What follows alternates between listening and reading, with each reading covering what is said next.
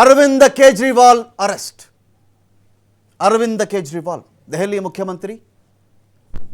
ಮುಖ್ಯಮಂತ್ರಿ ಆಮ್ ಆದ್ಮಿ ಪಕ್ಷದ ಮುಖಂಡ ಅರವಿಂದ ಕೇಜ್ರಿವಾಲ್ ಅವರನ್ನ ಇಡಿ ಅಧಿಕಾರಿಗಳು ಅರೆಸ್ಟ್ ಮಾಡಿದ್ದಾರೆ. ಹೈಕೋರ್ಟ್ಗೆ ಕೇಳ್ಕೊಂಡಿದ್ರು, ಸುಪ್ರೀಂ ಕೋರ್ಟ್ಗೂ ಅಪೀಲ್ ಹೋಗಿರಬಹುದು. ನನಗೆ ಬಂಧನದಿಂದ ಒಂದು ವಿನಾಯಿತಿ ಕೊಟ್ಬಿಡಿ, ನನಗೆ ವಿಚಾರಣೆ ಕರೀತಾರ, ನಾನು ಹಾಜರಾಗ್ತೀನಿ, ನೋ ಇಶ್ಯೂ. ನನ್ನ ಅರೆಸ್ಟ್ ಮಾಡದೇ ಇರುವ ರೀತಿಯಲ್ಲಿ ನನಗೊಂದು ವಿನಾಯಿತಿ ಬೇಕು ಕೇಳ್ಕೊಂಡಿದ್ರು. ಇಲ್ಲ ನಾವು ಅದನ್ನು ಕೊಡಕ್ಕೆ ಬರಲ್ಲ. ಕೋರ್ಟಿಂದ ಹೊರಬೀಳ್ತಾ ಇದ್ದಂತೆಯೇ ಅರವಿಂದ ಕೇಜ್ರಿವಾಲ್ ಸುಮಾರು 7 ನೋಟಿಸ್ಗಳನ್ನು ಸರ್ವ್ ಮಾಡಿತ್ತು ಇಡಿ ಅವರಿಗೆ. 7 ನೋಟಿಸ್ಗಳು ಕೊಟ್ಟ ಹೊರತಾಗಿಯೂ ಕೂಡ ಅರವಿಂದ ಕೇಜ್ರಿವಾಲ್ ಅವರು ಇಡಿ ಕಚೇರಿ ಕಡೆಗೆ ತಲೆ ಹಾಕಿ ಮರಗಲಿಲ್ಲ, ಹೋಗಲೂ ಇಲ್ಲ ಅವರು.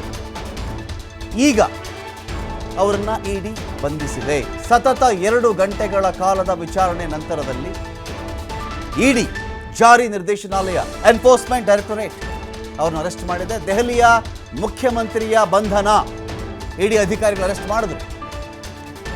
ಎಷ್ಟೋ ಪ್ರಯತ್ನಗಳಾಯಿತು. ಎಲೆಕ್ಷನ್ 2 ತಿಂಗಳು ಇರುವ ಸನಿಹದಲ್ಲಿ ದೆಹಲಿಯ ಮುಖ್ಯಮಂತ್ರಿಯೊಬ್ಬರ ಬಂಧನ.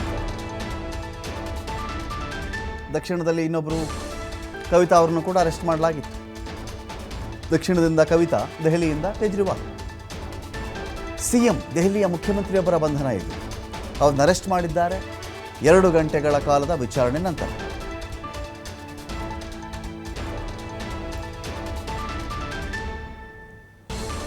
ಕೇಜ್ರಿವಾಲ್ ಮನೆಯಲ್ಲೇ ವಿಚಾರಣೆ ಆಗುತ್ತೆ, ಅನಂತರ ಅರೆಸ್ಟ್ ಮಾಡಿದ್ದಾರೆ. ಇಡಿ ವಿಚಾರಣೆಗಳಲ್ಲಿ ಅಥವಾ IT ವಿಚಾರಣೆಗಳಲ್ಲಿ ಒಂದು ವಿಚಾರ ಇದೆ, ಬಹಳ ಇಂಟ್ರೆಸ್ಟಿಂಗ್. ಅದು ಯಾವುದೇ ಒಬ್ಬ ವ್ಯಕ್ತಿಯನ್ನು ಹಣಕಾಸು ವಿಚಾರಗಳಿಗೆ ಸಂಬಂಧಪಟ್ಟಂತೆ ತಾವು ಎನ್ಕ್ವೈರಿ ಮಾಡಬೇಕಾದಾಗ ಇದೆಲ್ಲವೂ ಕೂಡ ಡಾಕ್ಯುಮೆಂಟ್ ಓರಿಯೆಂಟೆಡ್ ಅಂತ. ಒಂದು ಹಣಕಾಸಿನ ವ್ಯವಹಾರಗಳು, ಇನ್ನೊಂದು ಮತ್ತೊಂದು ಸರ್ಕಾರದ ಯೋಜನೆಗಳು, ಇದರದ್ದೇನೇ ಬಂದರೂ ಕೂಡ ಡಾಕ್ಯುಮೆಂಟ್ಸ್ ಇರುತ್ತಲ್ಲ. ಹಣಕಾಸಿನ ವರ್ಗಾವಣೆ, ಆದಾಯ ಏನು ಮತ್ತೊಂದು ಅಂತೇಳಿ. ಕ್ರಿಮಿನಲ್ ಅಫೆನ್ಸ್ ಬೇರೆ, ಆರ್ಥಿಕ ಅಪರಾಧಗಳು ಬೇರೆ, ಹಗರಣಗಳ ವಿಚಾರ ಬೇರೆ.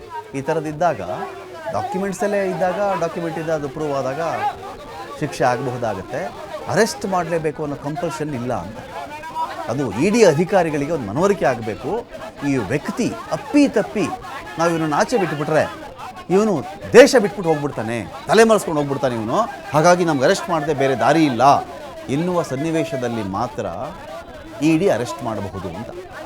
ತಲೆ ಮರೆಸ್ಕೊಂಡ್ಬಿಡ್ತಾನೆ, ಸಾಕ್ಷ್ಯ ನಾಶ ಮಾಡಿ ಹಾಕ್ಬಿಡ್ತಾನೆ, ಇವನೇನನ್ನು ಉಳಿಸಲ್ಲ, ಇಂಥ ಒಂದು ಆತಂಕ ಇದ್ದಾಗ ಮಾತ್ರ ಈ ಥರದ್ದು ಅರೆಸ್ಟ್ ಮಾಡಬಹುದು. ಆದರೆ ಕೇವಲ 2 ಗಂಟೆಗಳ ಕಾಲ ವಿಚಾರಣೆ ಮಾಡಿದ ಮೇಲೆ ದೆಹಲಿಯ ಸಿಎಂ ಅರವಿಂದ ಕೇಜ್ರಿವಾಲ್ ಈಗ ಅರೆಸ್ಟ್ ಆಗಿದ್ದಾರೆ. ಸತೀಶ್ ಕುಮಾರ್ ಅವರು, ನಿಮ್ಮ ಪಾರ್ಟಿಯ ನಾಯಕರು, ದೆಹಲಿಯ CM Arvind Kejriwal arrest expected ಏನಾ ಇದು? ತೀರಾ ಏನು ಇದ್ದ ಎಲ್ಲ ಮಾರ್ಗಗಳು ಕೂಡ ಬಂದಾದ ಮೇಲೆ ಇಟ್ ವಾಸ್ ದ ಓನ್ಲಿ ಅದೇ ವಿಷಯದ ಬಗ್ಗೆ ನಾವು ದೇಶದಲ್ಲಿ ಇವತ್ತು ಮೋದಿ ಅವ್ರಿಗೆ, BJP ಅವ್ರಿಗೆ ಸಿಂಹ ಸ್ವಪ್ನವರಾಗಿರ್ತಕ್ಕಂಥ ಏಕೈಕ ವ್ಯಕ್ತಿ ಅಂತ ಹೇಳ್ಬೋದು. ಯಾಕಂದರೆ ನಾವಿಲ್ಲಿ ಕರ್ನಾಟಕ ವಿದ್ಯಮಾನಗಳಲ್ಲಿ ಗಮನಿಸ್ತಾ ಇದ್ದೀವಿ, ಎಷ್ಟೋ ಜನಕ್ಕೆ ಗೊತ್ತಿಲ್ಲ, ಕೇಜ್ರಿವಾಲ್ ದೆಹಲಿಯಲ್ಲಿ BJPಗೆ ಅವರ ಯಾವುದೇ ಒಂದು ನೀತಿ ನಿಯಮಗಳು ಹೊರಬಂದಾಗ ಯಾವ ರೀತಿ ಆ ಪಕ್ಷವನ್ನು ಸೆಣೀತಾ ಇದ್ರು ಅಂತ ಹೇಳಿದ್ರೆ, ಇಲ್ಲಿ ಕರ್ನಾಟಕದಲ್ಲಿ ಒಂದು ಚುನಾವಣೆ ನಡೀತಾ ಇರುತ್ತೆ. ಚುನಾವಣೆ ನಡೆಯುತ್ತಿರುತ್ತೆ. ಚುನಾವಣೆಯಲ್ಲಿ ನಮ್ಮ ಬಹುತೇಕ ಮಾಧ್ಯಮಗಳು ಬ್ಯುಸಿಯಾಗಿ ಕೂತಿರ್ತಾರೆ. ಅಲ್ಲಿ ಇಡೀ ದೆಹಲಿಯಲ್ಲಿ ಮೋದಿಯವರು ಏನು ಸುಳ್ಳನ್ನ ಹೇಳಿರ್ತಾರೆ, ಆ ಸುಳ್ಳು ಏನು ಅಂತ ಹೇಳಿದ್ರೆ ತಮ್ಮ ವಿದ್ಯಾರ್ಹತೆಯ ಸಂಬಂಧಪಟ್ಟಾಗೆ ಸುಳ್ಳು ಹೇಳಿರ್ತಾರೆ. ಎಂಟೈರ್ ಪೊಲಿಟಿಕಲ್ ಸೈನ್ಸಲ್ಲಿ ನಾನು ಪದವಿಯನ್ನು ಪಡೆದಿದ್ದೀನಿ ಅಂತ ಒಂದು ಸರಿ ಹೇಳ್ತಾರೆ. ಇನ್ನೊಂದು ಸತಿ ಒಂದು ಅಫಿಡವಿಟಲ್ಲಿ ಅವರೇ ಕೊಟ್ಟಿರೋ ಪ್ರಕಾರ 4ನೇ ಕ್ಲಾಸನ್ನು ಓದಿರ್ತೀನಿ ಅಂತ ಗುಜರಾತ್ ಚುನಾವಣೆಯಲ್ಲಿ ಒಬ್ಬ ವ್ಯಕ್ತಿಗೆ ಅಫಿಡವಿಟ್ ಕೊಟ್ಟಾಗ ಅಲ್ಲೊಂದು ಬರುತ್ತೆ, ಇಲ್ಲಿಗೊಂದು ಬರುತ್ತೆ ಅಂತ ಆ ಪಾಯಿಂಟ್ನ ಹಿಡ್ಕೊಂಡು ಇಡೀ ದೆಹಲಿಯಲ್ಲಿ ಮೋದಿ ಅವರನ್ನ 4ನೇ ಕ್ಲಾಸ್ ಅಂದರೆ ಓದಿರ್ತಕ್ಕಂಥ ಒಬ್ಬ ಪ್ರಧಾನಿ ನಮ್ಮನ್ನು ಆಳಬೇಕಾ ಅಂತ ಹೇಳಿ ಇಡೀ ದೆಹಲಿಯಲ್ಲಿ ಕಟೌಟರನ್ನು ಹಾಕಿ BJPಗೆ ಏನು ಭಂಗ ಮಾಡಬೇಕು, ಮಾನಭಂಗವನ್ನು ಮಾಡಬೇಕು ಅಂದರೆ, ಯಾಕಂದ್ರೆ ಸುಳ್ಳು ಹೇಳ್ಕೊಂಡು ಬಂದಿರ್ತಾರೆ, ಅದನ್ನ ಮಾಡ್ತಾರೆ. ಇದು ಒಂದು ಎಕ್ಸಾಂಪಲ್. ನಾನು ಹೇಳಿದ್ದು ಎಷ್ಟೋ ವಿದ್ಯಮಾನಗಳು ಈ ರೀತಿ ಹಿಂದೆ ನಡೆದಿದೆ. ಯಾವತ್ತು ನಾವು ಪಂಜಾಬನ್ನು ಗೆಲ್ತೀವಿ, ಗುಜರಾತ್ನಲ್ಲಿ ಸೂರತ್ನಲ್ಲಿ ನಾವು 5 ಕಾರ್ಪೊರೇಟರ್ ಸೀಟ್ಗಳನ್ನು ಹೊಡೆದಿರ್ತೀವಿ.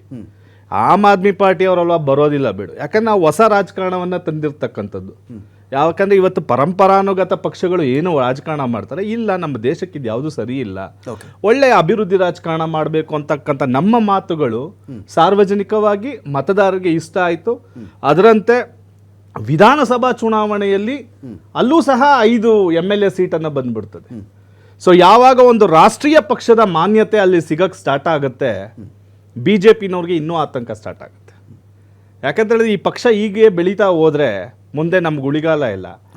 ಮೊದಲೇ ಇವರು ಕಾಂಗ್ರೆಸ್ಸನ್ನು ನಿರ್ನಾಮ ಮಾಡಬೇಕು, ದೇಶದಿಂದ ತೊಲಗಿಸ್ಬೇಕು ಅಂತ ಇವರು ಯೋಜನೆ ಇಟ್ಕೊಂಡವರು, ಇನ್ನೆಲ್ಲಪ್ಪ ಇವನು ಹೊಸ ಗಿರಾಕಿ ಆಮ್ ಆದ್ಮಿ ಪಾರ್ಟಿ ಬಂದು ಉಟ್ಕೊಂಡ್ಬಿಟ್ಟಿದ್ದಾರೆ, ಇವ್ರು ಉಟ್ಕೊಂಡ್ರೆ ಇನ್ನು ನಮ್ಮ ರಾಜಕೀಯಕ್ಕೆ ನಮ್ಮ ಇವ್ರ ಷಡ್ಯಂತ್ರಗಳು ಇವ್ರ ಯೋಜನೆಗಳು ಇರ್ತಲ್ಲ ಆ ಯೋಜನೆಗಳಲ್ಲಿ ಫೇಲ್ಯೂರ್ ಆಗ್ಬಿಡ್ತದೆ ಅಂತ ಹೇಳಿ ಮನವರಿಕೆ ಆಗಿ ಅವತ್ತಿಂದ ಇವರು 3 ವರ್ಷದ ಈಗಿಂದಾನು ಇವರು ಎಷ್ಟು ಒಂದು ನಮ್ಮ ನಾಯಕರುಗಳನ್ನ ಅರೆಸ್ಟ್ ಮಾಡಿ ನಮ್ಮ ಬಾಯಿಗಳನ್ನ ಮುಚ್ಚಿಸ್ಬೇಕು ಅಂತೇಳಿ ಪ್ರಯತ್ನ ಪಟ್ರು.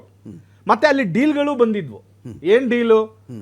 ಪಕ್ಷನ ಒಡಿಬೇಕು, ಇಲ್ಲ ನಮ್ಮ ಆಫರ್ ಅನ್ನ ನೀವು ಸ್ವೀಕರಿಸಬೇಕು, ನೀವು ಅಧಿಕಾರದಿಂದ ಕೆಳಗಿಳಿಬೇಕು, ಬಿಜೆಪಿ ಜೊತೆ ನೀವು ಸಖ್ಯ ಮಾಡಬೇಕು ಅಂತಕ್ಕಂಥ ಈ ಆಫರ್ಗಳನ್ನೆಲ್ಲ ತಿರಸ್ಕಾರ ಮಾಡಿ ಇವ್ರು ಎಷ್ಟೇ ನೋಟಿಸ್ಗಳನ್ನ ಕೊಟ್ಟರು. ಯಾಕಂದ್ರೆ ನಾವು ಸಾಚಾತನ ಇರೋದ್ರಿಂದಾನೇ ನೋಟಿಸ್ಗಳನ್ನ ತಗೊಂಡ್ವಿ. ಕಾನೂನಾತ್ಮಕವಾಗಿ ಇವ್ರು ನೋಟಿಸ್ ಅನ್ನು ಕೊಟ್ಟಿದ್ದಾರೆ, ನಾವು ಅದನ್ನ ಕಾನೂನಾತ್ಮಕವಾಗಿ ಪ್ರಶ್ನೆ ಮಾಡ್ಕೊಂಡು ಬಂದಿದೀವಿ. 5ನೇ ನೋಟಿಸ್ ಕೊಟ್ಟ ನಂತರ ಏನಾಗಿದೆ ಅಂತ ಹೇಳಿದ್ರೆ, ನಾವು ಅಲ್ಲಿ ಕೋರ್ಟ್ಗೆ ಅಪೀಲ್ ಮಾಡ್ಕೊಂಡು ಈ ತರ ಕೊಡ್ತಾ ಇದ್ದಾರೆ, ಸುಖ ಸುಮ್ನೆ ಕೊಡ್ತಾ ಇದ್ದಾರೆ ಅಂತ ಹೇಳಿದಾಗ ನೀವು ನನ್ನಲ್ಲಿಗೆ ಬನ್ನಿ ಅಂತ ಹೇಳಿ ಒಂದು 20 ದಿವಸ ಎಕ್ಸ್ಟೆಂಡ್ ಮಾಡ್ತಾರೆ. ಯಾರು? ಕೋರ್ಟ್ನವರು ನನ್ನಲ್ಲಿಗೆ ಬಂದು ರಿಪೋರ್ಟ್ ಆಗ್ಬೇಕು ಅಂತ. ರಿಪೋರ್ಟ್ ಆಗ್ಬೇಕು ಅಂತ ಹೇಳಿದ್ರು 4 ಸಮನ್ಸ್ಗಳನ್ನ ಸರ್ವ್ ಮಾಡಿದ್ದಾರೆ. ಅಂದ್ರೆ ಇಲ್ಲಿ ಅರ್ಥ ಮಾಡ್ಕೊಳ್ಳಿ, ಕೋರ್ಟ್ ಬಂದು ನೀನ್ ಬರ್ಬೇಕಪ್ಪ 14ನೇ ತಾರೀಕು ಬಂದ್ಬಿಡು, ಇವತ್ತು 5ನೇ ತಾರೀಕು ಡೇಟ್, 10 ದಿವಸ ಟೈಮ್ ಇದೆ. 10 ದಿವಸದಲ್ಲಿ 3 ನೋಟಿಸ್ ಅನ್ನ ಅರವಿಂದ್ ಕೇಜ್ರಿವಾಲ್ ಅವ್ರಿಗೆ ಮತ್ತೆ ಕಳಿಸ್ತಾರೆ ಅಂತ ಹೇಳಿದ್ರೆ ಇಲ್ಲಿ ಅರ್ಥ ಮಾಡ್ಕೋಬೇಕು ಈ ದೇಶದಲ್ಲಿ ಯಾವ ರೀತಿಯ ವ್ಯವಸ್ಥೆಯಲ್ಲಿ ನಾವಿದೀವಿ. ಇವರು ಕೇಂದ್ರ ಸರ್ಕಾರ ಏನು ಮಾಡ್ಬೇಕು ಅಂತಿದೆ ಇವತ್ತು ದೇಶನ. ಇವತ್ತು ದೇಶನ ಇವರು ಸರ್ವಾಧಿಕಾರಿ ಧೋರಣೆ ಹತ್ರ ತಗೊಂಡೋಗೋದಕ್ಕೆ ಸ್ಪಷ್ಟವಾದ ನಿದರ್ಶನ. ಯಾರು ಇವತ್ತು ಸತ್ಯ, ಇವತ್ತು ದೇಶ, ಸಂವಿಧಾನ, ಪ್ರಜಾಪ್ರಭುತ್ವ ಅಂತ ಮಾತಾಡ್ತಾರೆ, ಜಾತ್ಯತೀತತೆ ಅಂತವ್ರನ್ನೆಲ್ಲ ಒಸಕ್ತಕ್ಕಂತ ಒಂದು ವ್ಯವಸ್ಥಿತ ಷಡ್ಯಂತ್ರ ಈ ದೇಶದಲ್ಲಿ ನಡೀತಾ ಇದೆ.